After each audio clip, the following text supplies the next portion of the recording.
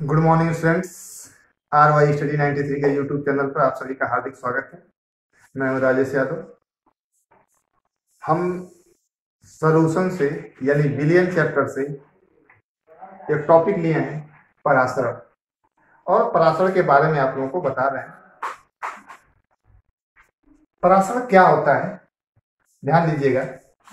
परासरण विलायक के अणुओं का अर्धपारगम्य झिल्ली द्वारा कम सांद्रता से उच्च सांद्रता वाले विलयन की ओर प्रवाहित होने की क्रिया ही परासरण कहलाती है। डिफिनीशन परासरण का होती है विलायक के अणुओं का अर्धपारगम्य झिल्ली द्वारा कम सांद्रता से उच्च सांद्रता वाले विलयन की ओर प्रवाहित होने की क्रिया को परासरण कहते हैं, यह परासरण कहलाती है।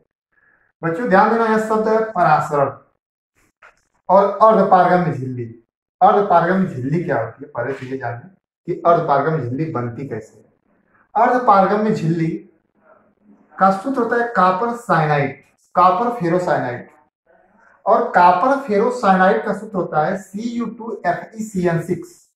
कॉपर फेरोसाइनाइड के द्वारा अर्धपारगम्य झिल्ली का निर्माण किया जाता है और इसका उपयोग परासरण दाब में होता है।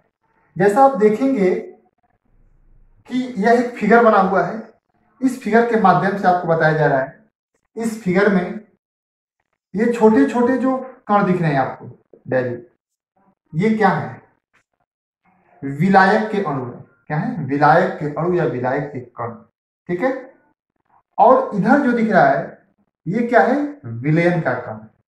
तो ध्यान दीजिएगा, हम कह सकते हैं ये विलायक और ये विलयन, यानी विलायक का जो कण है वह धीरे धीरे यानी निम्न से उच्च की तरफ, विलायक का जो कण है वह निम्न से उच्च की तरफ प्रवाह कर रहा है, यानी प्रवेश कर रहा है। देखिए आप, विलायक का कण, विलायक के कण को ये धीरे धीरे यहां से क्या किया जा रहा है? प्रवाहित किया जा रहा है। किसमें? विलयन में, ठीक है। और इस चीज को ध्यान रखिएगा, इसकी जो क्रिया होती है वह निम्न से उच्च की तरफ होती है, लो से हाई की तरफ होती है, ठीक है। इसको समझाने के लिए आपको मैं एक नोट लिखा हूं कि वह दाब जिस पर परासरण की क्रिया रुक जाती है वह परासरण दाब कहलाता है। परासरण सब नाम ही उसका ऐसा है कि वह दाब जिस पर परासरण की क्रिया रुक जाती है वो क्या कहलाता है? परासरण दाब कहलाता है। सिंपल वे में एकदम आपको समझाने का प्रयास कर रहा हूं। ये एक स्ट्रक्चर बना है, फिगर बना हुआ है। इस फिगर में यह एक बीच से पिस्टन लगा हुआ है।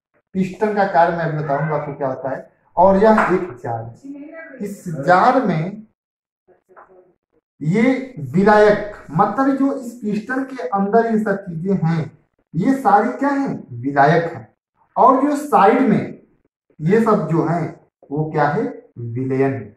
बात समझिएगा, ये विलयन है और इसके अंदर विलायक है।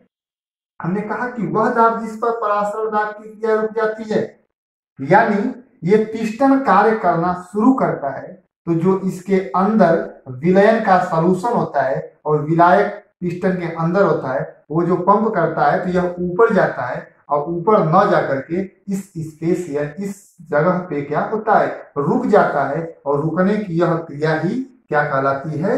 परासरण दाब कहलाती है, ठीक है। ये सिंपल में आप समझोगे, ये क्या है? विलयन है और इसके अंदर क्या है? विलायक है, ठीक है। विलायक ये है, इसके अंदर विलयन है, ये पिस्टन है। पिस्टन जब पंप करता है, जब ये ऊपर तक सॉल्यूशन ऊपर जाता है और ऊपर न जाके के यहाँ पे क्या होता है? रुक जाता है। और यह रुकने की क्रिया ही क्या कहलाती है? परासरण कहलाती है। तो शायद हमको उम्मीद है कि आपको ये बात समझ में आई होगी। और ये सूत्र को लिख लीजिएगा, क्योंकि अर्धपारगम्य की झिल्ली का फार्मूला करके पूछा जाता है तो कॉपर फेरोसाइनाइड होता है Cu2FeCl6। ओके।